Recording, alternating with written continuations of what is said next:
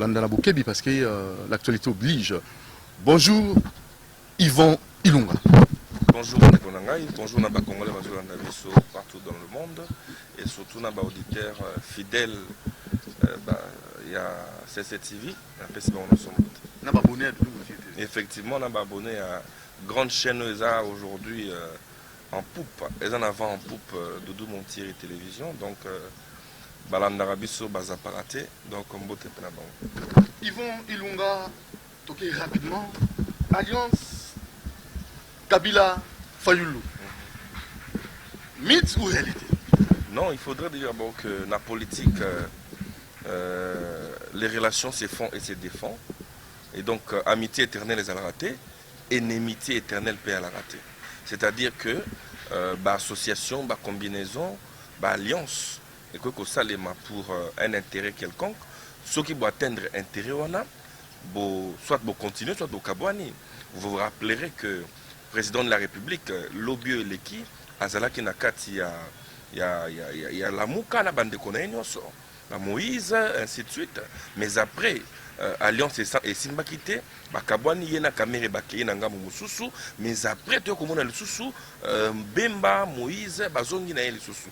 Donc rumeur faisant état, il y a probable alliance entre FCC sinon autorité morale na biso ndeko Kabila na bandeko ya Lamuka, soki ezali pona intérêt ya Congo, ngala moni yango mabe soki mokete. Mais dans les réseaux sociaux, nous avons eu confirmation officielle. Faisant par exemple état, il y a image ou encore il y a discours mokobo etangama qui a l'issue à échange wana. Ce que c'est solo tant mieux. Pour nanga na monyango zamabete Kabila Azali, ancien président de la République, Azali na ba sagesse ebele oyo wapi ba congolais non so ba ko kende ko zwa les pay naye pour na botambo simboka malamu. Voilà, Yvon Ilunga, toqué rapidement, d'abord, la série des morts à la présidence, tout présenter la condoléance à la famille Koufela, la présidence, et la présidence, toqué dans Mbango. Ernest Kabila, va confrère RTNC, déjà RTNC Tikibiso, père son âme, Chimbombo Mukuna, et il y a aussi Maman Chika, étant président de la République, tout présenter la condoléance à la famille Maman Eugénie Chika, et pourquoi pas aussi Tété. À Koufi la présidence. Et bon, peut-être ma condoléance. On a présenté ma condoléance à DG Ernest Ilunga, Nazali Ilunga, Ivan Ilunga, c'est-à-dire que nous sommes bana autokita qui na Ilunga Mbidi. Donc tous a de même lignée. On a la Koulou Tunangaï, on a présenté ma condoléance. Un vieux sympa, une fois dans le cas la RTNC, on a eu une complication. J'ai oublié le nom du journaliste, mais déjà, pour instruction, non, chef de l'État de Skalopé Sangaï, il était que Batou FCC, les canards TNCT. Donc c'était quelqu'un, il était vraiment au milieu du village. Maintenant, sur ma série, il y a décès, comme une présidente. Justement, la présidente de la République, Oazali Kolo Tunabiso, chef de l'État, Topesi. Condoléances à que tous allez des cœurs naïfs, situation est alarmante et puis aggravante à la calme. Mais nous avons la présidence de la République, Jacques Ilunga. Condoléances Jacques Ilunga. C'est vrai que la série a décès, c'est vrai Liwa et pour Nangangate et pour Narape Sika au Kendate. Mais nous avons Kaka Sika Moko, tu bandes que chef de l'État, mais un peu Wananga, mais un peu Fongola Misu.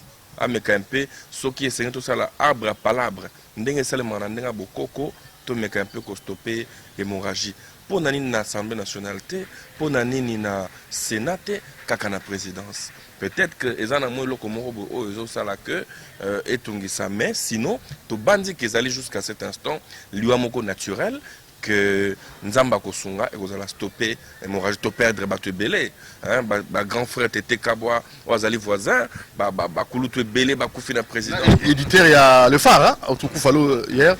C'est pour dire que le chef de l'État, la mort est naturelle au départ, mais mon Konzambo va faire la mise en tant qu'Africain pour être tout sur l'ambako, pour arrêter l'hémorragie. Accords commerciaux entre Kigali, Kinshasa, tête à tête Fachi. Na Kagame, est-ce que c'est important? est-ce que ça va aboutir à un accord moko sincère? Omoni wana na rendre rapidement hommage à Joseph Kabila. Une fois guerre là qui mbutu toyoki que Goma est prise en otage par Rwandais. Mais le lendemain, Ndeko Kabila akendaki na Rwanda koso. Vous savez, to comme une époque où la guerre froide à la rassousouté. To comme une époque où le monde est un village planétaire. Ce qu'il faut toujours solution, il faut qu'à solo là. Le lot aurait force il y a Rwanda en Afrique centrale, en Afrique de l'Est. Impossible. Rwanda a commis une force. C'est-à-dire qu'à côté de la menace contre la RDC, que biso nationaliste, to banzara toujours que responsabilité et insécurité dans l'Est et Zalinani et Zali Kagame. Il y a un to comme la Union africaine, les lois sont pas présents dans la République, to senga qui était bâti un mur de séparation entre RDC et Rwanda. Mais le président de la République est garant du bon fonctionnement de la machine étatique. Il y a bandiété pour la solution il faut qu'on solo là. Mais ma bezawapi. Et je pense que toi, on a un conflit sérieux entre les Congolais et les Rwandais ou les Talibans. C'est-à-dire que les anciens Rwandais, au Congo, au décidé comme les Congolais. C'est-à-dire que Sengeli était tout solo là pour que tu résoudre le problème. Dans mon signature, il y a un contrat, notamment sur la sécurité, sur le commerce. Mais tu était à la sincère. Crête Nabiso Congolais, comment ça s'appelle? Hypocrisie au Kagame Matambola dans la poche. À cause de la zone, c'est canon à gauche. Na droite azo préparer les grand qui bota surtout qui boye est on a sous matate si la raté na bandi te mbala oyo ceux qui président de la République azo croire que alliance o akiko sala ou bien dialogue o akiko côté pont wana et apporter sécurité pour mboka ayeba ke biso ba congolais to na simana mais ceux qui ezali sincérité ezali na hypocrisie boye ba été va retomber dans la biso ba Congolais téléma systématiquement contre décision en Yvon Ilunga toqué rapidement dans likambo réforme Asseni ba ndeko la muka ba zoté les melango 5 lobby peuplé a fondé la mission pour l'élection en 2023 dépolitisation Asseni je ne sais pas est-ce qu'on aura des élections crédibles en 2023? Vous savez, élection crédible, c'est quoi? 5 ans, bande on a besoin de 5 ans, balimbisa me balekisi mwamuke. Balekisi. 5 ans elekisi. 5 ans linko ebomisi ba rosi mukende on a ba marche. Famille a rosi gagné nini. Et c'est car pour les mêmes problèmes dans l'élection. Kabila yé organisation élection MAB. Mais tout le monde alternance et pesami. Félix Aye Seni et avancé pour que dans l'élection ba bandi ko créer complication pour que na ba dialogue bango bazala ba facilitateur ainsi de suite nana bandi que pour nanga 5 ans on dirait ça non comme 5 ans on a bien un commissionnaire impérialiste na Congo ça veut dire c'est-à-dire que 5 ans aya kasima na ba intérêt ya mindele parce que yebi que tant de Félix a joué pouvoir la grande majorité à mindele ba boya qui est même 5 ans na landaka une fois bato catholique ba boya ka élection wana. C'est-à-dire que bon ben on a intérêt mon boye kaka pona ba tirer ba dividende pona ba mindele mais ba raté que élection ton tout ça la yango ezalaka pona ba congolais élection ma bien élection ndé les autres on a ba député est-ce que ba député ba na assemblée kuna ba ali ba congolais tout qui organisé ba élection en 2018 na ba fonds propre ya RDC on les 5 ans féliciter 5 ans télémila qui élection na et pesi biso alternance lelo oyo loi au CNM papa ngai pona ngai les plus importants ezali que mboka est avancé. Dépolitisation. Dépolitisation d'abord oui, mais bon et baki RDC un pays laïque. 5 ans za mutute que yeka 5 ans mais baki mbangi se balobi nini? Est-ce que qui papa ko suna fufam balobi? Pourquoi kaka yende 5 ans il faut appeler ça que non c'est quoi la dépolitisation? Pourquoi ba dépolitiser quand lorsque Cornani Abe Maluma lo azwaka? Est-ce que Abe Maluma lo politicien? Est-ce que Corneille Nangata politicien? On garde le même schéma. Peut-être qu'il va vous expliquer les Congolais bien. Non, membres de chaque parti politique. Il y a une volonté à individu, dans la décision, il faut les canaux l'Assemblée nationale. Les députés n'ont pas voté qui loi. Moi, je pense que c'est vrai. En son temps, nous avons organisé les élections dans le même schéma. C'est vrai, il y a des pèses. Il y a des rattrapé dans la tant que non, l'essentiel est avancé. Mais tant que loi est-ce que loi est des pèses? réforme ya senior ekoti lelo est-ce que c'est UDPS te eze ba congolais nyonso pour nga na bandi te totika makele mboka na besoin ba makele te makele eleki nga na zara jamais na dira jamais na logique ba to la muka parce que bazali na paye télémillion ka jamais na politique na bango parce que déjà zo mona que baza na politique ya libumu bazo yo kanate koto bemba koto na Moïse koto yo bampangi koto yo on se comprendre ça veut dire que des blocs na kati ya même idée est-ce que ça vision la muka elle ni le bien elle failou muzitu on appelle elle nani bemba baza union sacrée bolo bisa le bini le coordonnateur actuel Moïse Katumbi Mekasit c'est-à-dire c'est pour dire que il y a usurpation d'abord de pouvoir qualité ni baza ko lobela wana photo tika mutu azana droit ya ko lobela la muka na minito ezali bemba ezali nani Moïse Katumbi moi je pense que bande ko na biso ya la muka za bat oyo bazali manipulé par Senko, talaka la position na bango. Et tambolaka, sur l'église catholique et le Bible, on a soaki. Baye baye lelo ba confession religieuse c'est belé. Ba africain bazongeli beaucoup ko ba religion na bango africaine, certains bazo soutenir l'église catholique, mais batika ba dépolitiser l'église, ba dépolitiser messe. Ngamona za catholique. Mais na ko linga te que makambo na biso ya politique to ko tsango na kati église. Donc église etika la muka atika lobela sous peuple te na yebiki cop pazo luka cop na yemoko azala calme soki photo aider na ba réforme na mama ele nenga ke non mona yeme to ko tala nenga ni ngoleka. Mais il faudrait ayeba ete que mboka oyo esengeli ekendali boso.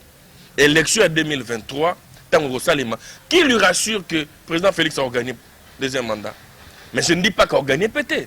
C'est pour dire que l'élection au budget organisé en 2018, Kabila avait l'armée, il avait tout. Mais c'est l'UDPS qui avait gagné. Donc, la bandit était tout qui m'a que ont traversé un moment difficile. La Covid-19, ils allaient martyriser la population, ils allaient appauvrir tout. Comme maintenant, tout le monde, ils avaient besoin de tout. 500 jeep dotation, 500 jeep crédit, 500 jeep et zapizani. Flou est en casse dans ma solo, na linga kolobela ngote mais comme on tourne yango faut to lobela quand même na yoka ki ba député tantôt ezali dotation tantôt ezali crédit mais ba pesa moto crédit na makasi te eloko nga na yebi yango wana eloko pe na yebi eza que chef de l'état akoki ko kabela batu mituka ndenge ya moni pour ça l'émission na chef coutumier mo ba faut appeler ça mo ba tracteur pour que nous sabilanga na mamboko na bango voilà chef de l'état parce que ça pas 500 tracteurs vous vous rappelez que moni na vie ngana za muto te que lokolo za Kabila te Félix ayo na photo combattre pour toi bato FCC bongo te je vous rappelez que tant to gagner ki chana ba joueur ba ya ki eloko ali boso mo konzambo na biso en son temps ça ba jeep ba Prado. Vous comprenez? Pourquoi ça pose problème maintenant? Ça pose problème. Pour la Est, pour la Covid, pour la crise ou comment? Mais mon konzambo kazana Est, non? Sans pour autant être son porte-parole. Et ils ont posé problème parce que certains battu à la monga imité maman balinga blocage et bimaneti ce qui est allé respecter dépenses publiques.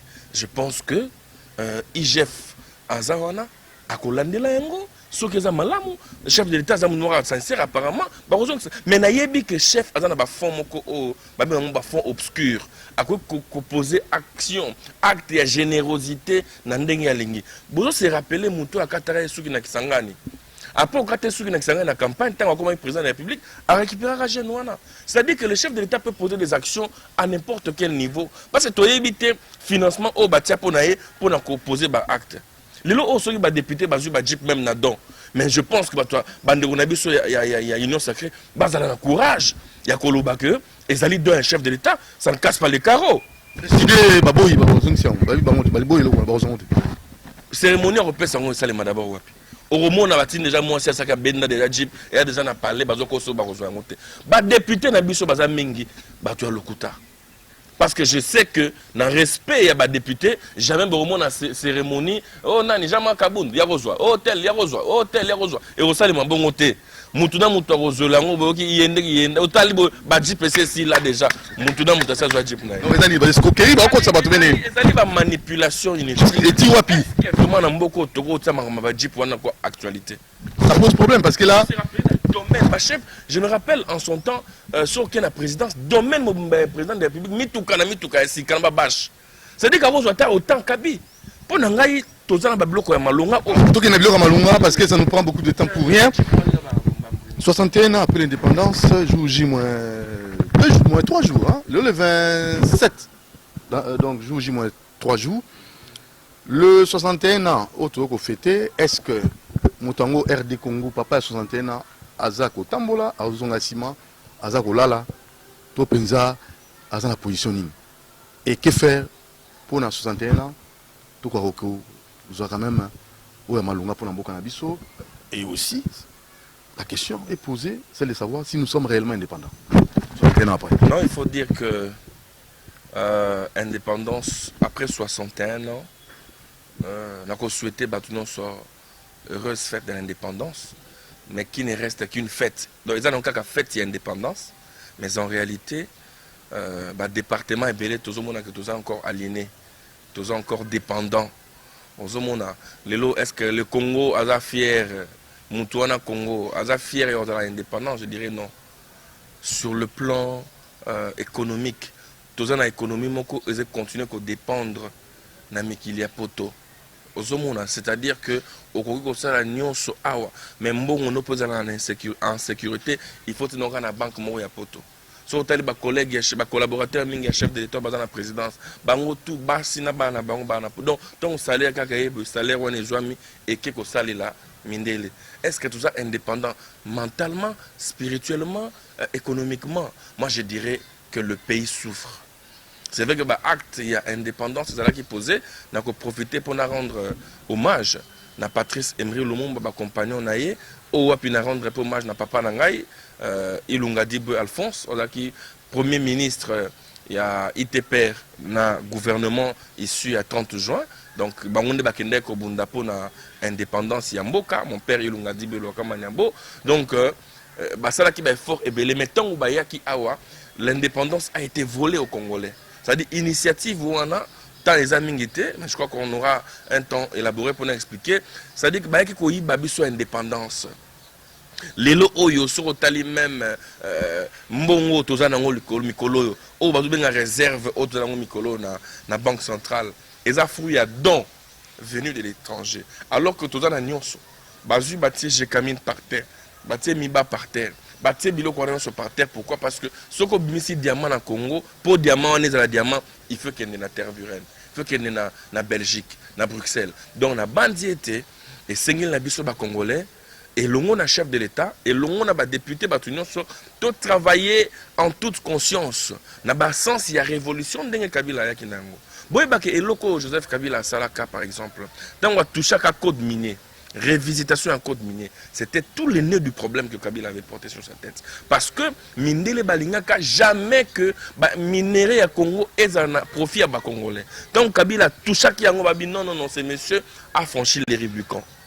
Je crois qu'il faudrait tout comme on a la révolution. Il y a un moment que Nabambo Kaneti Yabiso, Batou Babandara Malembe, qu'on dépend de Nabamindele. Mais tant qu'on a 2-3 mandats, deuxième mandat, au moins à commune plus nationaliste. C'est le cas de Mobutu. Mobutu a le pouvoir, mais après, il y a une zaïréanisation. C'est-à-dire que l'idéologie, on comprend, Kabila Tangoyaki, il était vraiment venu l'enfant de blanc. Mais après, c'est-à-dire que révolution au côté les Penamakasi. Je crois que je souhaite ainsi pour le chef de l'État, parce que Mindele wana balinga rabisote, balinga jamais biso, pona bango, biso photos à la bas, batomisa na bango, na bana na biso, na bakoko na biso, bazala toujours qu'on dépend na bango. Barozo soza maël na kino ke na poto, au développer intelligence moins heureusement c'est là on se awa exact. Donc bah vola biso ba capitaux, ba intellectuel, ba intelligence, ba kenan. Donc nous ne sommes pas indépendants. Et c'est la biso tout ça la musala makasi pour que même notre politique est à la politique moins indépendante. Il faudrait par exemple avec la démocratie. Et bon, effectivement, il faudrait aller moni démocratie les lois ali ba concept moko international. Beaucoup qu'on s'en passer dans un côté. RDC est un pays dans le monde, c'est-à-dire qu'on ne dépend plus de nous-mêmes. Ce qui va instaurer dictature et aussi mbara sous-souté. Mais il y a possibilité avec la démocratie, tout le monde est en Kenya, avec la démocratie, que Mokae Kenda bien, un pays effectivement et réellement indépendant. Et bon, ça là-bas, élection pour nous satisfaire la communauté internationale, bon, organiser sénité pour nous satisfaire la communauté internationale, mais par l'indépendance, pour notre intérêt, il n'y a pas Congolais. C'est possible. Intérêt général, c'est possible. Je pense qu'avec la volonté, tout est possible. Voilà. premier vice-président, ancien premier vice-président à CAF Constant Marie, Azali, suspendu pendant 12 mois, bah mon atteint à terrain la société, hein, atteint à terrain donc bah mon écoute tout atteint simba ballon, bimina balabala, asim bien on pense que c'est la terrain à sosa, a eu problème. Bah mon été donc fa foutaman de 64 444 euros dans FIFA. Non, non, non, c'est un Moni Constant Marie. On a protégé ma valeur. Constant Marie, il a fait le beau temps à football congolais. Il ne faudrait pas passer ça à Tamoro et ma belle lobby sur congolais tout rejeté. C'est un patrimoine. Yé a yebi mafia eux ça les manakati ya FIFA comme la kati ya UEFA.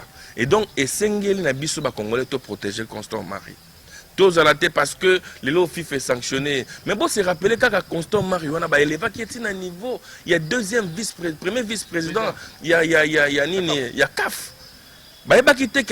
Problème. C'est vrai que comme il a Ramoutunio, sur la gestion n'a jamais été facile. Moi, personnellement, je Congolais, tout compatir na Kouloutou Nangaï Constant Marie, tout rejeté était parce que en sanction non. Baye batango la gotongi la bomba stade. Tango yaki na ba projet ba courir en pauvre. Mais c'est vrai que état de droit et sengi que mon a la possibilité de se justifier. Ce qui inspecteur général des finances et qu'on peut la gestion en finance naïe, c'est vrai que là moi chaotique. On a FIFA. On a bien un niveau d'abus aussi. On peut vérifier. Un peu vérifier parce que nous voulons que bloque qu'il n'a bien, batubaye bakotambola na ndenge sengeli. Donc on a face à sanction on a congolais qui Constant Marie a fait le beau temps en football congolais, à ça la biso ba plaisir, à na ba chan, ba bloque belé, abunda trop. C'est vrai qu'avec les moyens très limités. Hein, tout exposé, tout protégé. 12 mois, mais ce qui n'est pas fongoli, vous comprendre la vérité, vous comprenez? Les causes vraiment et sanctions, mais nous avons que tout protéger Abisso Constant.